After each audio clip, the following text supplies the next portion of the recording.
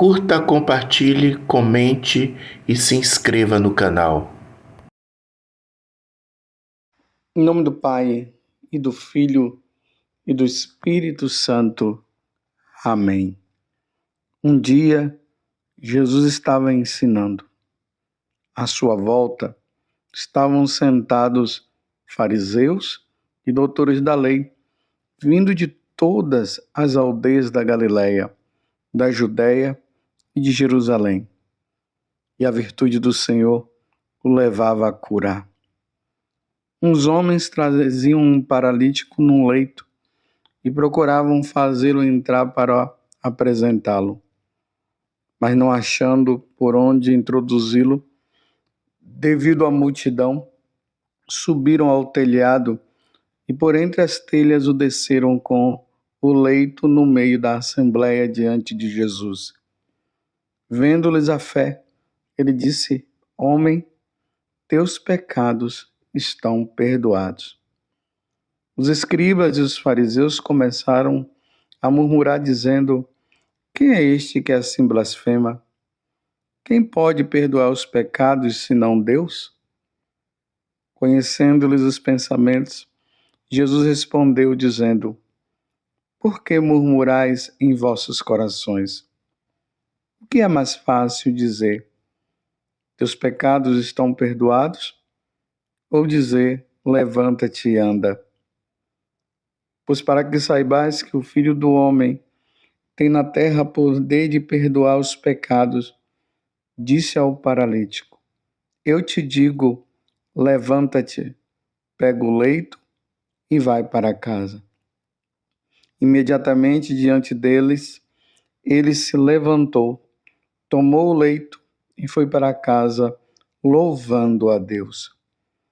Todos ficaram fora de si, glorificavam a Deus e, cheios de temor, diziam: Hoje vimos coisas maravilhosas. Palavra da salvação, glória a vós, Senhor. Meus irmãos e minhas irmãs, estamos nesse tempo maravilhoso, como eu venho dizendo para vocês. Estamos no tempo do Advento, nos preparando para celebrar o nascimento de nosso Senhor Jesus Cristo, o Natal do Senhor. Mas, ao mesmo tempo, estamos vivendo esse tempo de expectativa, porque, assim como os profetas falaram no Antigo Testamento que o Senhor viria e ele veio, e dizia até que ele iria nascer de uma virgem, e isso aconteceu, e que ele iria nascer na cidade de Belém, e aconteceu o nascimento dele em Belém, que ele iria ser levado para o matadouro como uma ovelha muda, e isso aconteceu. Assim como no Antigo Testamento essas profecias se realizaram, existe uma profecia agora que o Senhor, ele falou diretamente. Deus falou pela boca da segunda pessoa da Santíssima Trindade, nosso Senhor Jesus Cristo. Ele virá buscar os seus eleitos. Eis que o Senhor virá. Eis que o Rei há de vir. O Senhor da terra, ele mesmo de nós afastará o jugo do nosso cativeiro. Nesse tempo entre o nascimento de Jesus, a sua subida ao céu e o seu retorno, a igreja vem anunciando e proclamando a boa nova e dizendo para as pessoas: vigiai e orai para não cair na tentação, porque eis que eu chegarei a qualquer momento. No evangelho de hoje, nós vimos algo maravilhoso. Esse fato desses homens que levou um homem paralítico para que Jesus pudesse curar. E é interessante.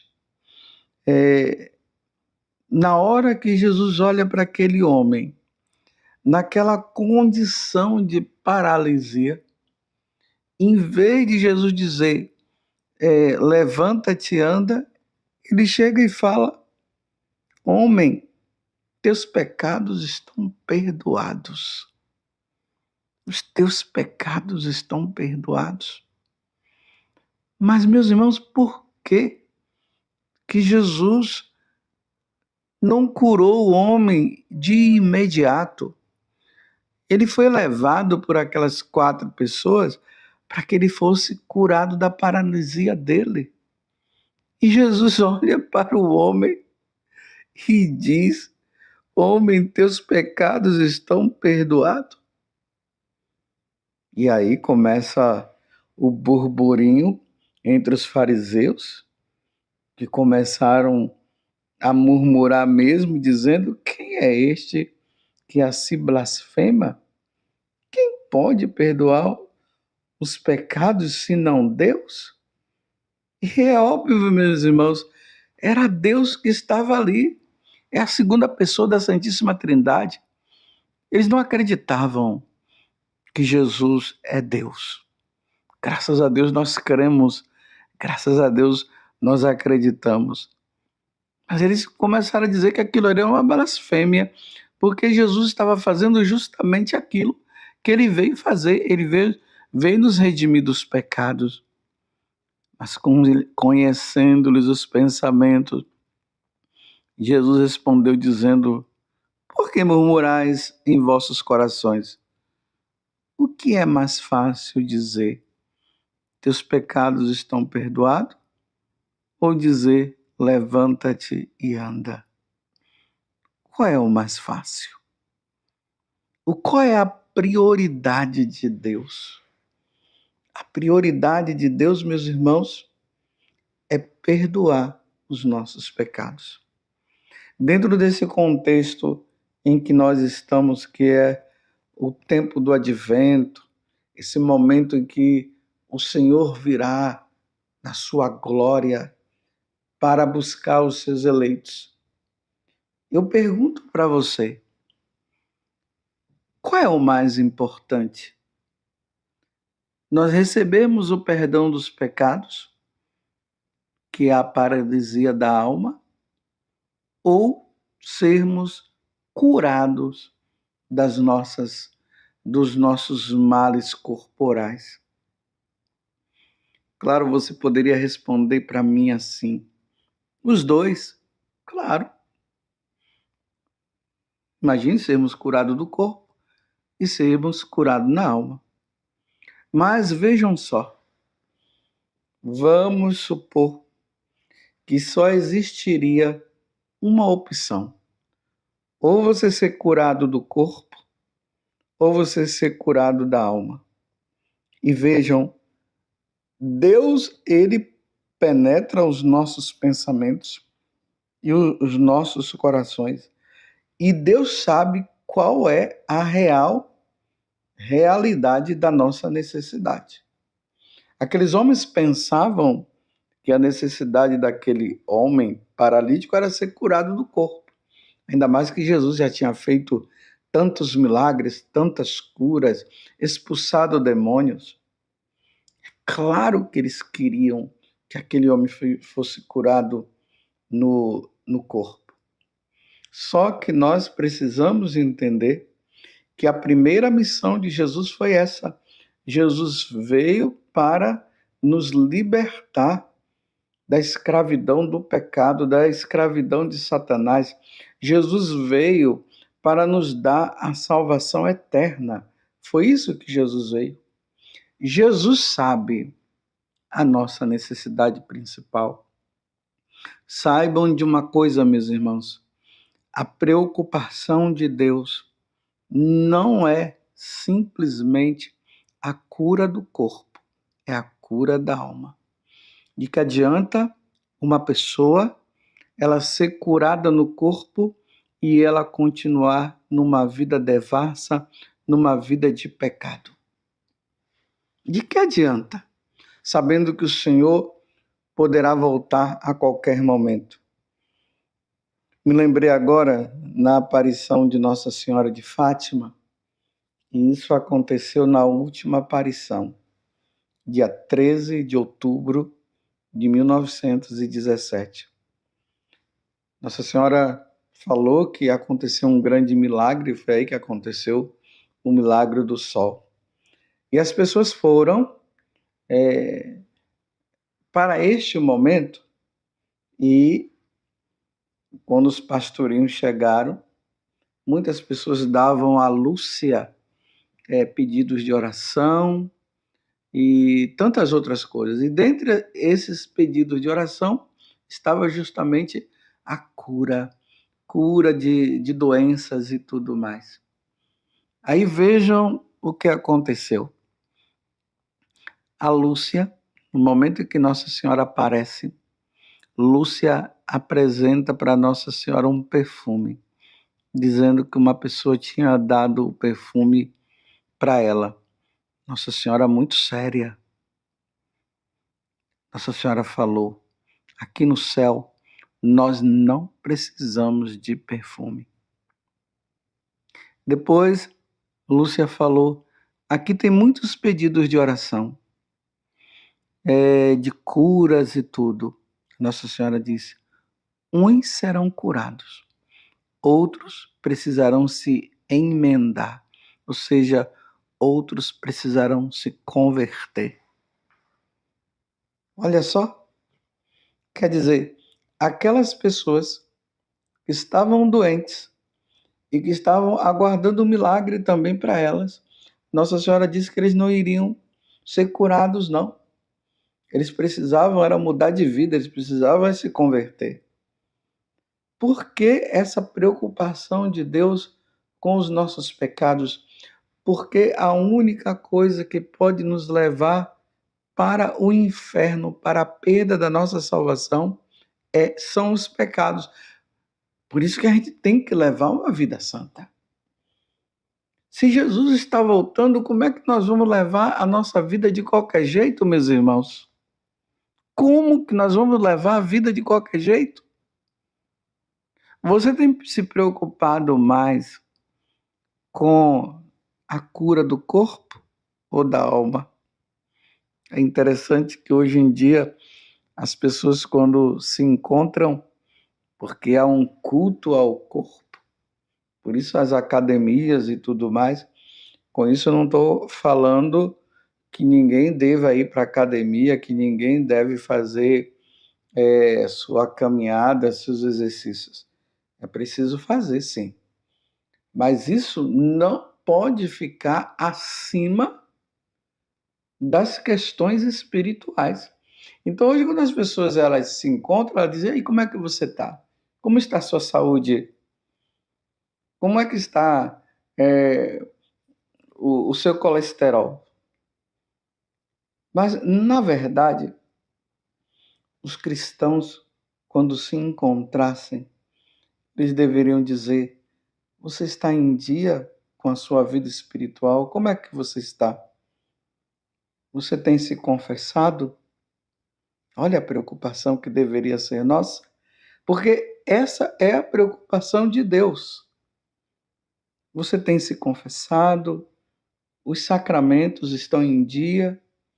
Aí quando encontra aquela pessoa lá, você já resolveu a questão do seu de regular o seu casamento? Você já buscou o padre para ver essa questão? Recentemente eu fui na farmácia e lá eu, claro, fui comprar um remédio lá e a balconista estava ali, né? Aí eu falei com ela, ela chegou, me viu, ela pediu a bênção. Aí eu disse assim: Deus te abençoe. Aí eu disse, olhei para a mão dela e ela estava com uma aliança na mão esquerda. Eu disse: nossa, você já é casada? Ela disse: sim, padre, só no civil. Aí eu disse: minha filha, quando é que você vai casar na igreja?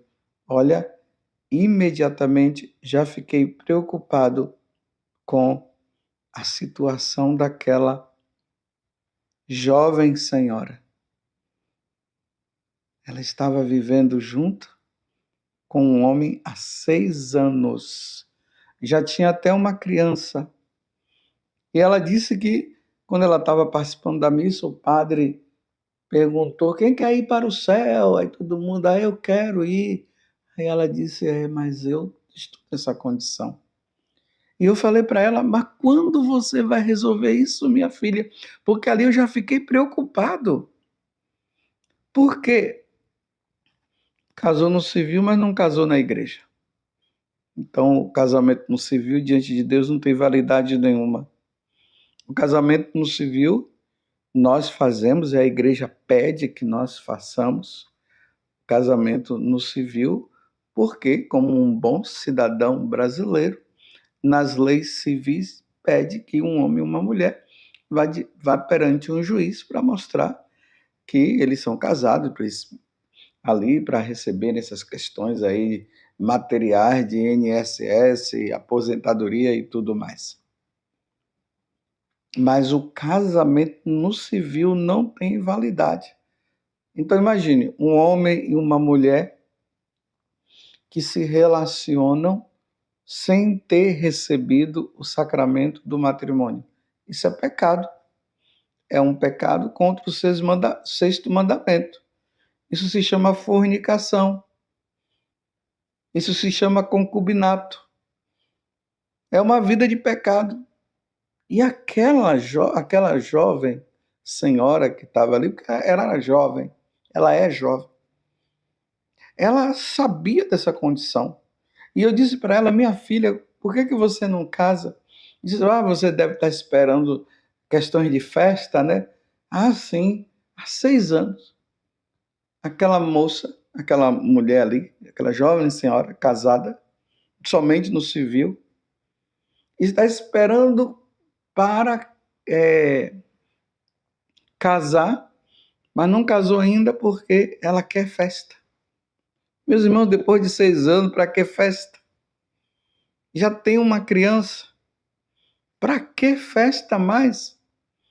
Eu disse para ela: minha filha, procure o sacerdote e veja essa questão. Você precisa casar, porque você está vivendo numa vida de pecado. Toda vez que você se relaciona com o seu esposo, você está cometendo um pecado mortal, um pecado contra o sexto mandamento. Mas as pessoas, elas não se atinam, elas acham que elas vão viver muitos e muitos anos aqui na Terra. Aí eu falei para ela: minha filha, quanto tempo de vida você tem ainda? Quanto tempo de vida o seu companheiro tem? Você não pode brincar. Mas por que, meus irmãos, que isso gerou uma preocupação em mim? Por causa da segunda vinda de nosso Senhor Jesus Cristo. Quando o Senhor vier e encontrar pessoas amaziadas, pessoas que vivem juntas, essa questão de casar de segunda união, meus irmãos, isso é um perigo. Isso é pecado grave, isso é pecado mortal. Nós não podemos ficar adiando e deixando para depois. Isso é um caso para se resolver ontem, para dizer: é agora. Você que está me ouvindo agora e vive nessa condição, pelo amor de Deus, Jesus quer falar para você aquilo que ele falou para esse paralítico: teus pecados estão perdoados. Mas enquanto isso não resolve, como Deus vai dar o perdão se a pessoa continua no pecado? Ela até mesmo disse isso para mim: eu não posso comungar. Isso, não pode comungar porque está numa situação de pecado mortal. Então precisa resolver isso. É uma coisa muito simples. Graças a Deus, no final da conversa, ela disse que ela ia ver isso com o companheiro dela, ia buscar o sacerdote. Como era aqui em Cachoeira Paulista, perguntei para ela qual era a paróquia que ela estava. Ela disse a paróquia. Disse: então busque o padre, minha filha, e resolva isso. Aí eu disse: da próxima vez que eu te encontrar, eu quero te encontrar casada. Ela disse, tá certo, padre. Os teus pecados estão perdoados.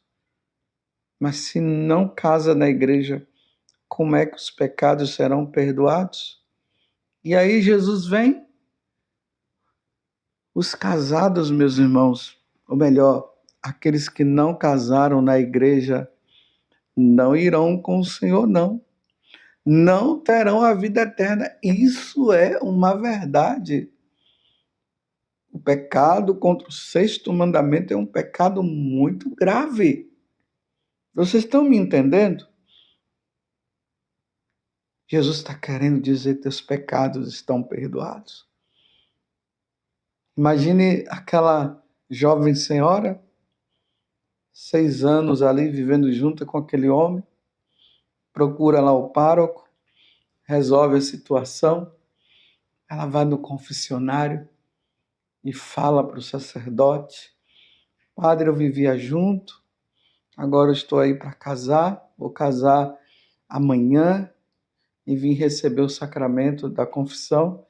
Aí Jesus, na pessoa do sacerdote, se alegra e dá aquela absolvição.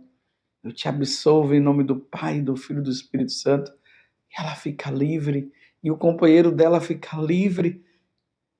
E aí vai poder agora viver uma vida santa e pronta para esperar o Senhor que vem na sua glória. Ou o Senhor que vem nos buscar em particular. Os teus pecados estão perdoados. Ó Virgem Santíssima, não permitais que eu viva e nem morra em pecado mortal. Em pecado mortal eu não hei de morrer, porque a Virgem Santíssima há de me valer. Valei-me, Virgem Santíssima. E desça sobre você, pela intercessão da Santíssima Virgem, a bênção de Deus Todo-Poderoso, Pai, Filho e Espírito Santo. Amém. Os teus pecados estão perdoados. Não existe palavra mais doce ouvida da boca de nosso Senhor do que essa. Louvado seja nosso Senhor Jesus Cristo, para sempre seja louvado, e a sua mãe, Maria Santíssima.